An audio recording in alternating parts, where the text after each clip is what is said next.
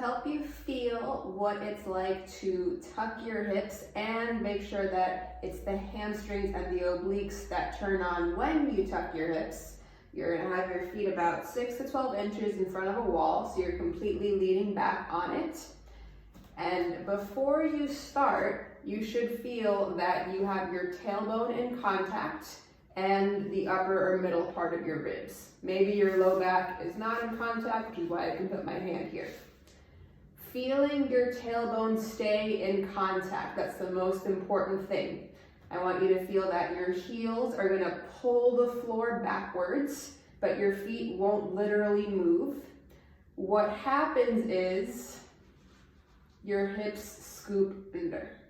As they go under, notice my knees have unlocked and gone a little bit forward. That is simultaneous with a hip tuck. So again, I was leaning against the wall. My feet are pointing directly forward, not outward, and they're about hip width apart. And I imagine pulling the floor backward with my heels. And that's all that happens. So my waistband barely moved. One more time. So the waistband represents my hip bones.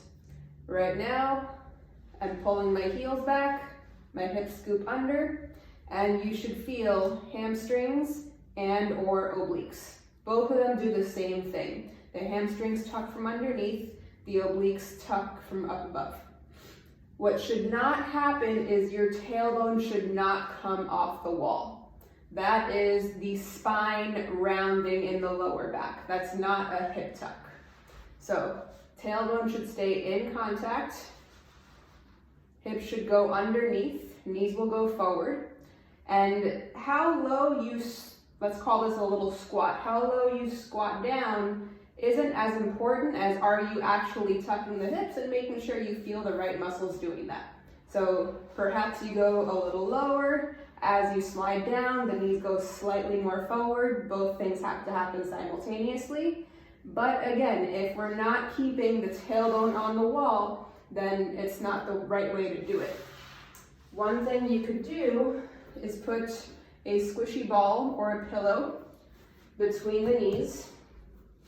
In case you're not able to turn off the sides of your glutes or hips, it can be helpful to give this guy a little squeeze.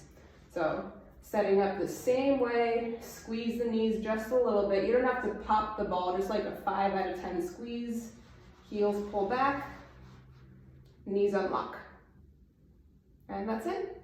If you touch, you should feel like the back of your legs are rock hard. If you poke into your abs, you should sense some obliques contracting.